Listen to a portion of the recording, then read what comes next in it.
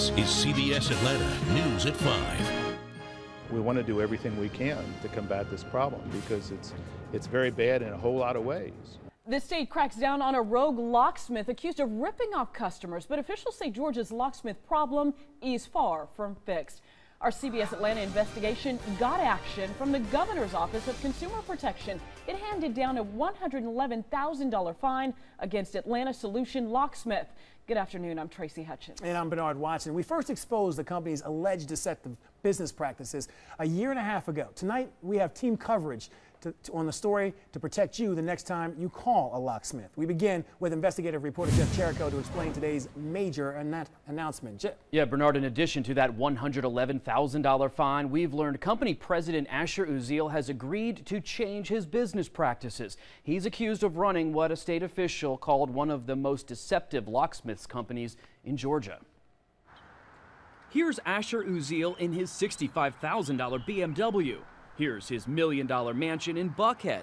It all leaves many wondering how much of this was paid for by bilking customers who called his locksmith company for help. Can you describe just how bad this business was, or how bad this businessman was? Probably not in words that you could air to your audience.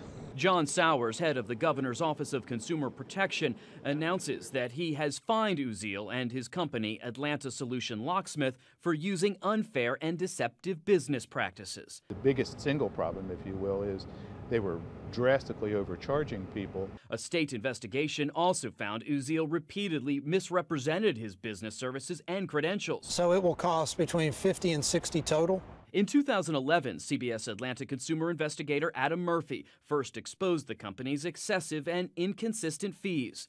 The business that I contacted is very shady. The next year, we conducted an undercover investigation and saw for ourselves how the company's technicians overcharged our producer. $113? You haven't even opened it yet. Sowers says Uziel launched a network of websites with fake company names to dupe consumers into thinking his business was local. What we want everyone to know is that this is absolutely illegitimate and can't be tolerated. Now, the Office of Consumer Protection knows of 46 customers who filed complaints against this company. They all will receive restitution. Now, if you believe you've been ripped off by this company, Sowers encourages you to file a complaint with his office, and we'll tell you how to do that coming up in just a moment. Tracy? Jeff, thank you. So how will the state's action impact the locksmith industry and people like you who depend on it? Consumer investigative reporter Adam Murphy is here with that part of the story. Adam. Tracy, we spoke with the president of the Georgia Locksmith Association.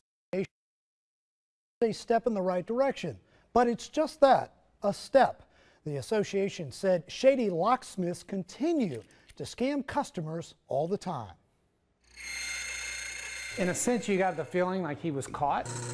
That to me is just absolutely crazy. Greg Hardin said a locksmith tried to take advantage of him a couple of weeks ago. He hired a company to fix a loose lock on his back door, but realized the work was incomplete. He was about to collect the money from my wife, and so my wife called me. And I asked her to check the lock before she paid him. And she went over and checked the lock, and he basically just put it in just so we wouldn't notice. When confronted about the work, Hardin said the locksmith became agitated. I've never had a contractor, use foul language in front of my family. I wouldn't tolerate it if I was you. My advice to the consumer would be to find a locksmith before you need one. Jack Wynn is president of the Georgia Locksmith Association and said scams are nothing new to him. He said he hears about them every day, and he believes the state needs to regulate the industry. We don't need keys to get into your house. We can get in without it. So you need to know who we are. Wynn has been working with State Representative Harry Geisinger on regulating locksmiths for the past 5 years.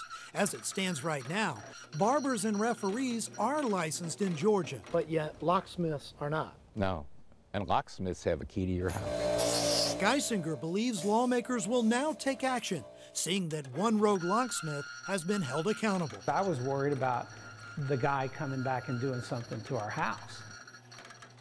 So we wanted to talk about this a little bit more because you're so vulnerable. Not only can they get into your house, but you're at a time where you need to get in too. So with no regulation here, how can we protect ourselves? Well, the first thing you want to do is find a locksmith that you're comfortable with. Make sure you know who they are. Go check them out. Do it now before you actually need the locksmith. And go ahead and program the phone number in your phone. That way, when you're in trouble, you got somebody you can rely on. One good way to find a reputable locksmith is to go to the Better Business Bureau and check their ratings. You want to make sure you go with a company, obviously, that has an A or a B rating, someone who actually responds to the complaints. And finally, I would say find a reputable locksmith by checking with the Associated Locksmiths of America. You can go to findalocksmith.com. Of course, we also have that on our website, but it lists reputable locksmiths nationwide, which is very helpful when you're deciding. Yeah, absolutely. We learned so much, and to know that, yeah, they have a key to your house, and in some cases, you don't even have a key to your home. Jeff, Adam, thank you so much.